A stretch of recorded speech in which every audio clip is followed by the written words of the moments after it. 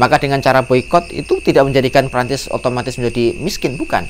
Tapi setidak-tidaknya ini bagian dari andil kita menyatakan bahwa kita termasuk orang yang tidak suka, kita termasuk orang yang marah ketika Nabi Muhammad SAW itu dilecehkan. Kalau tidak mampu kita merubah kemungkaran itu dengan tangan kita, maka setidak-tidaknya dengan lisan kita. Kalau dengan lisan kita nggak mampu, maka dengan hati kita. Dan dengan hati itu paling minim. Maka kembali kepada hukum boikot tadi. Kalau memang boikot itu diperlukan sebagai bentuk protes kita, sebagai bentuk kemarahan kita untuk mengingatkan kepada orang yang telah melecehkan Nabi Muhammad SAW, bisa jadi hukum boikot itu adalah wajib dilakukan.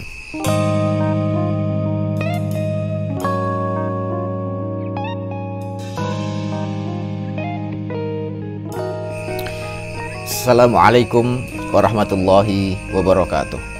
Alhamdulillahirabbil alamin, hamdan wa syukranillah. Teman-teman yang dirahmati Allah Subhanahu wa taala, masih dengan saya Ahmad Hilmi di channel Mas Hilmi Ngaji Fikih.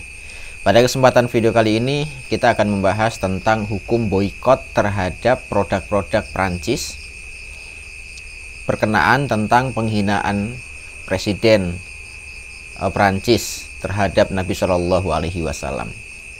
Karena beberapa orang menganggap bahwa boikot itu tidak perlu. Ada lagi yang mengatakan boikot itu tidak boleh kalau tidak mendapatkan persetujuan dari pemerintah, namanya gitu. Namun sebelum kita membahas pada arah ke sana, tentu kita ingat dengan satu sabda Nabi Shallallahu Alaihi Wasallam yang berbunyi, "Ra'a minkum munkaran falyughayyirhu biyadihi. Fa illam yastati fa bilisani. Fa illam yastati fa biqalbihi. Wa dzalika ad'aful iman." Jika seorang dari kalian melihat sebuah kemungkaran, maka rubahlah kemungkaran itu dengan tangannya. Kalau tidak mampu dengan tangannya, maka dengan lisannya.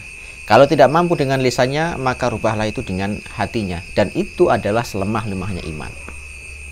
Teman-teman sekalian, pasti kita akan semuanya sepakat bahwa penghinaan terhadap Nabi Shallallahu Alaihi Wasallam, pelecehan terhadap Nabi Shallallahu Alaihi Wasallam yang dilakukan oleh Presiden Prancis pada beberapa waktu yang lalu, kita anggap sebagai sebuah kemungkaran yang sangat nyata.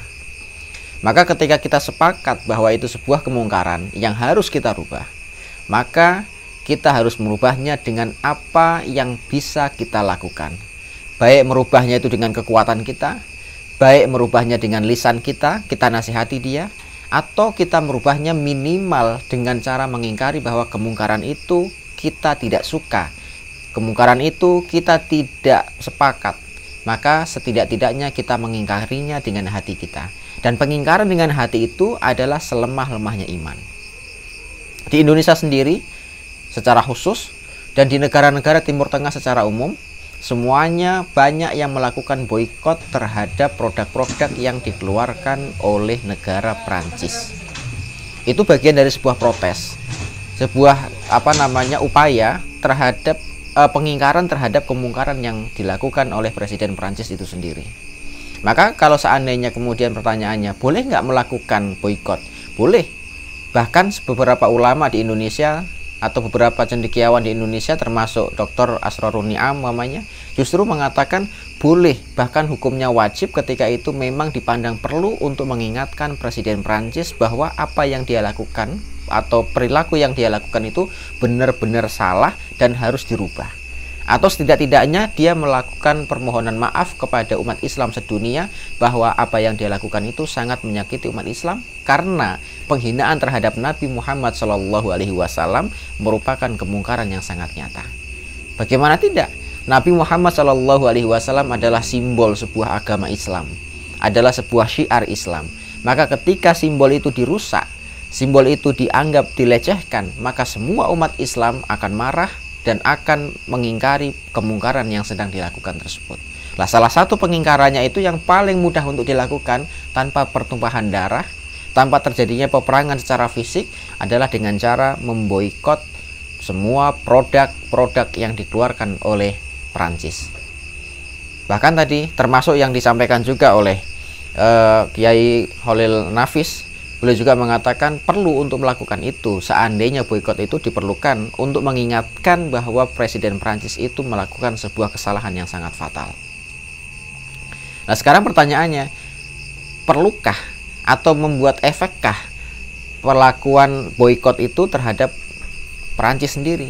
Tentu kalau kita bicara masalah individu, saya biasa membeli produk SGM umpamanya, kemudian saya ikut melakukan boykot, apakah kemudian Perancis mengalami kemiskinan? Tidak. Saya rasa tidak. Artinya apa yang saya lakukan ini tidak akan memberikan efek yang signifikan kepada Perancis. Tidak juga menjadi tiba-tiba miskin mereka, tidak juga.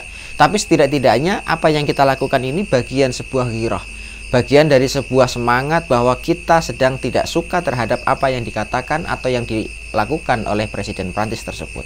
Maka dengan cara boykot itu tidak menjadikan Prancis otomatis menjadi miskin, bukan. Tapi setidak-tidaknya ini bagian dari andil kita menyatakan bahwa kita termasuk orang yang tidak suka, kita termasuk orang yang marah ketika Nabi Muhammad SAW itu dilecehkan. Oleh sebab itulah, dengan hadis yang pertama kami sampaikan tadi, fal yughayyirhu biyadi fa illam yastati fa bi lisani fa illam yastati fa bi qalbi wa dzalika adhaful iman. Kalau tidak mampu kita merubah kemungkaran itu dengan tangan kita, maka setidak-tidaknya dengan lisan kita. Kalau dengan lisan kita nggak mampu, maka dengan hati kita. Dan dengan hati itu paling minim. Maka kalau lisan nggak bisa, tangan nggak bisa, hati pun tidak ada, maka kemungkinan besar kita termasuk orang yang munafik. Ketika Nabi Muhammad SAW dilecehkan, ketika Nabi Muhammad SAW dihinakan secara nyata, dan kita tidak ada rasa greget, kita tidak ada rasa marah, tidak ada rasa tersinggung, maka jangan-jangan kita termasuk bagian orang-orang munafik. Naudzubillah. Maka kembali kepada hukum boykot tadi. Kalau memang boykot itu diperlukan sebagai bentuk protes kita, sebagai bentuk kemarahan kita untuk mengingatkan kepada orang yang telah melecehkan Nabi Muhammad SAW, bisa jadi hukum boykot itu adalah wajib dilakukan. Teman-teman sekalian dirahmati Allah Subhanahu wa taala, maka apapun yang bisa kita lakukan saja untuk mengingatkan mereka yang telah berbuat salah secara terang-terangan. Seandainya yang berbuat salah itu adalah mereka yang masih malu-malu, maka mungkin kita mengingatkannya pun dengan cara yang halus.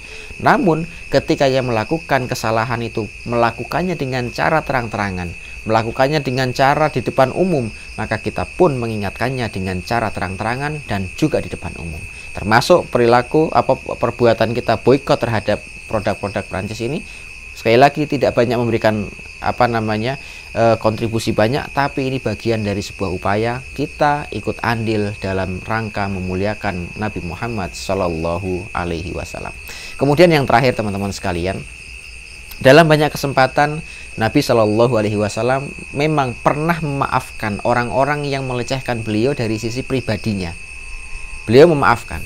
Maka sebagai umatnya kita pun meniru apa yang dilakukan oleh Nabi SAW, yaitu apa? Ketika orang lain melecehkan kita secara pribadi, kita juga berupaya untuk memaafkan sebagaimana Nabi memaafkan mereka yang menghina beliau SAW.